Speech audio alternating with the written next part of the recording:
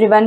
இன்னைக்கு வீடியோல நம்ம என்ன பார்க்க போறோம் அப்படின்னா what is emergency fund and how to create emergency fund அப்படின்னு தான். நம்மள நிறைய பேர் emergency fundனா என்னன்னே தெரியாம இருக்கும். அதுலயும் சில பேர் emergency fundனா என்னன்னு தெரிஞ்சோம் நம்ம வாங்குற சாலரியில நம்ம எங்க இருந்து எமர்ஜென்சி ஃபண்டை கிரியேட் பண்றது அப்படின்னு விட்டுடுறாங்க.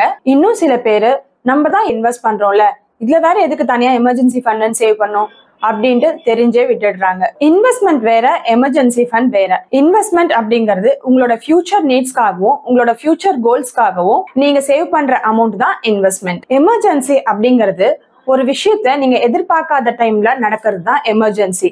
இதுக்கு ரியல் எக்ஸாம்பிள் சொல்லணும் அப்படின்னா 2015 டிசம்பர்ல நமக்கு ஃப்ளட் வந்துச்சு. ஸோ அந்த ஃப்ளட்ல வந்து நம்ம ரொம்பவே எஃபெக்ட் ஆனோம். இது நம்ம யாருமே எதிர்பார்க்காத ஒரு விஷயம். ஸோ அந்த ஃப்ளட்ல நிறைய பேரோட கிரவுண்ட் ஃப்ளோர் ஃபுல்லா முழுகி அவங்களுடைய அப்ளையன்சஸ் எல்லாமே போச்சு.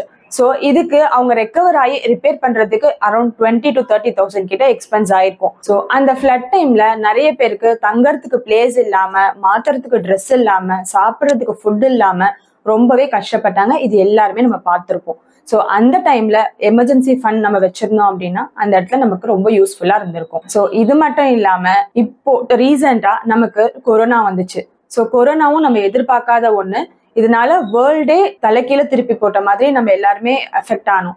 ஸோ இதுல நிறைய பேர் நம்மளோட சொந்தத்தை, ரிலேஷன்ஸ் எல்லாருமே நிறைய பேரை இழந்திருக்கும். அது மட்டும் இல்லாம நிறைய பேருக்கு ஜாப் இல்லாம போச்சு. ஸோ கம்பெனிஸ் நடத்துறவங்க சேலரி கொடுக்க முடியாம நிறைய பேரை ஜாபை விட்டு எடுத்துட்டாங்க. ஸோ அந்த டைம்ல ரொம்பவே அஃபெக்ட் ஆனாங்க. ஜாப் இல்லை அப்படின்றதுக்காக நம்ம சாப்பிடாம இருந்தோமா, இல்ல ரெண்ட் கொடுக்காம இருந்தோமா, இல்ல இபி பே பண்ணாம இருந்தோமா, அந்த மாதிரி நம்மளோட பேசிக் நீட்ஸை நம்ம பண்ணிதானே ஆகணும். ஃபண்ட் வச்சிருக்கவங்க ஓகே, ஃபண்ட் இல்லாதவங்க என்ன பண்ணாங்க, கடன் வாங்கி தான் செலவு பண்ற சிச்சுவேஷன் அமைஞ்சிச்சு. ஸோ இந்த மாதிரி அன்எக்ஸ்பெக்டடான ரீசன்ஸ்க்காக நம்ம ஃபண்ட் வச்சிருந்தோம் அப்படின்னா நம்ம வந்து கஷ்டப்பட வேண்டிய அவசியம் இல்லை. ஸோ என்கிட்ட எமர்ஜென்சி ஃபண்ட் இல்லை, ஆனா கிரெடிட் கார்டு இருக்கே, அதை வச்சு நான் சமாளிச்சுக்கலாம் அப்படின்னு நிறைய பேரும் பண்ணியிருக்காங்க.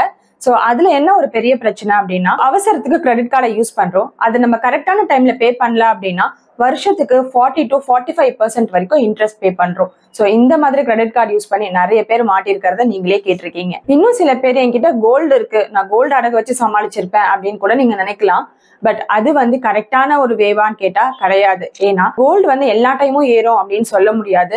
அதுவுமே ஒரு வாலட்டாலிட்டி தான். நீங்க போய் அடகு வைக்கிற டைம்ல அந்த கோல்டு ரேட் கம்மியா இருந்துச்சுன்னா நீங்க எக்ஸ்பெக்ட் பண்ற அமௌண்ட்டை விட கம்மியா தான் வரும். ஸோ அதுவுமே கரெக்டான வே கிடையாது. ஓகே, இப்ப நான் சொன்னதெல்லாம் ஒரு ரியல் எக்ஸாம்பிள்ஸ். ஸோ இந்த மாதிரி சுச்சுவேஷன்ஸ்ல நம்ம மாட்டிக்க கூடாது அப்படின்னா இதுக்கப்புறமாவது எமர்ஜென்சி ஃபண்ட்ஸை கிரியேட் பண்ண ஸ்டார்ட் பண்ணுங்க. ஸோ எமர்ஜென்சி ஃபண்டை சேவ் பண்ணுன்னு சொல்றீங்க.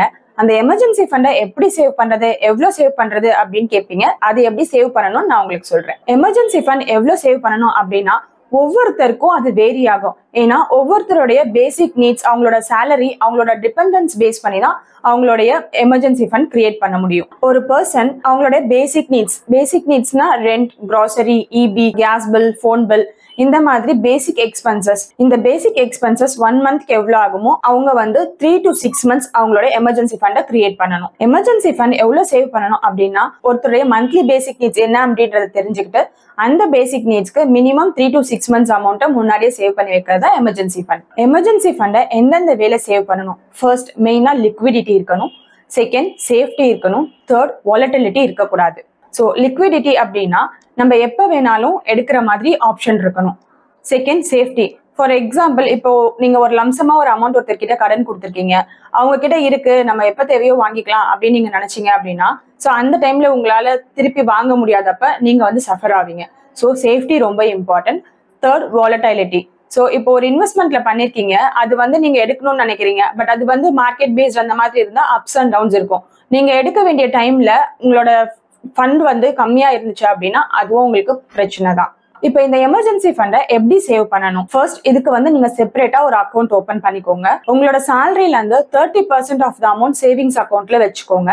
இந்த சேவிங்ஸ் அக்கௌண்ட்ல வச்சிருக்கிறத அப்படியே மறந்துருங்க. செகண்ட், ஒரு 70% ஆஃப் த அமௌண்ட்டை நீங்க ஃபிக்ஸட் டெபாசிட் இல்லைன்னா ரெக்கரிங் டெபாசிட், அப்படி இல்லைன்னா liquid funds like mutual funds அந்த மாதிரி இதுல இன்வெஸ்ட் பண்ணுங்க. ஸோ இந்த மாதிரி பண்ணும்போது உங்களுடைய எமர்ஜென்சி ஃபண்ட் ரொம்ப ஈஸியாவே கிரியேட் பண்ண முடியும். எமர்ஜென்சி ஃபண்டை எப்படி நம்ம சீக்கிரமா கிரியேட் பண்ணலாம், எவ்வளவு ஃபாஸ்டா நம்ம கிரியேட் பண்ணலாம் அப்படின்றத பார்க்கலாம். So stop unwanted expenses. தேவையில்லாத எக்ஸ்பென்சஸை கட் பண்ணுங்க. 10% ரெடியூஸ் ஃப்ரம் யோர் சேலரி. உங்க சேலரில இருந்து 10% எமர்ஜென்சி ஃபண்டுக்காக ஒதுக்கிடுங்க. அந்த 10% உங்களுக்கு இல்ல அப்படின்னு நினைச்சுக்கோங்க. இயர்லி வந்து உங்க ஆபீஸ்ல லைக் ஏதாவது போனஸ் கொடுப்பாங்க இல்லையா, சோ அந்த போனஸை எமர்ஜென்சி ஃபண்ட் பர்பஸ்க்காக எடுத்து வச்சிருங்க. இயர்லி இன்கிரிமெண்ட் போடுவாங்க, அந்த இன்கிரிமெண்ட்டை கன்சிடரே பண்ணாதீங்க. Don't consider your increment. இந்த எமர்ஜென்சி ஃபண்டை சேவ் பண்றதுக்கு முன்னாடி ஃபர்ஸ்ட் கோலை செட் பண்ணுங்க. எவ்வளவு அமௌண்ட் நீங்க எமர்ஜென்சி ஃபண்டுக்காக சேவ் பண்ணணும் அப்படின்றத ஃபர்ஸ்ட் செட் பண்ணிக்கோங்க. தென் என்ன டைம் பீரியட்குள்ள சேவ் பண்ணணும் அப்படின்றதையும் நீங்க பாத்துக்கோங்க. அந்த அமௌண்ட்டை மந்த்லி எப்படி ஸ்பிளிட் பண்ணி எவ்வளவு அமௌண்ட்டை வந்து சேவ் பண்ணணும் அப்படின்றதையும் பாத்துக்கோங்க. எமர்ஜென்சி ஃபண்ட் எவ்வளவு இம்பார்ட்டன்ட்டோ அதை விட ரொம்ப ரொம்ப முக்கியமானது டேர்ம் இன்சூரன்ஸும் ஹெல்த் இன்சூரன்ஸும். ஸோ இதெல்லாம் நீங்க பண்ணாம ஒரு இன்வெஸ்ட்மெண்ட்ல நீங்க இன்வெஸ்ட் பண்ணி வெல்த் க்ரோ பண்ணணும் அப்படின்னு நினைக்கிறது எனக்கு தெரிஞ்சு யூஸ்லெஸ் தாங்க. நீங்க டேர்ம் இன்சூரன்ஸும் ஹெல்த் இன்சூரன்ஸும் எடுத்துக்கிறது. எதுக்காக சொல்றேன் அப்படின்றத நான் அடுத்த வீடியோல உங்களுக்கு சொல்றேன். அது வரைக்கும் stay tuned.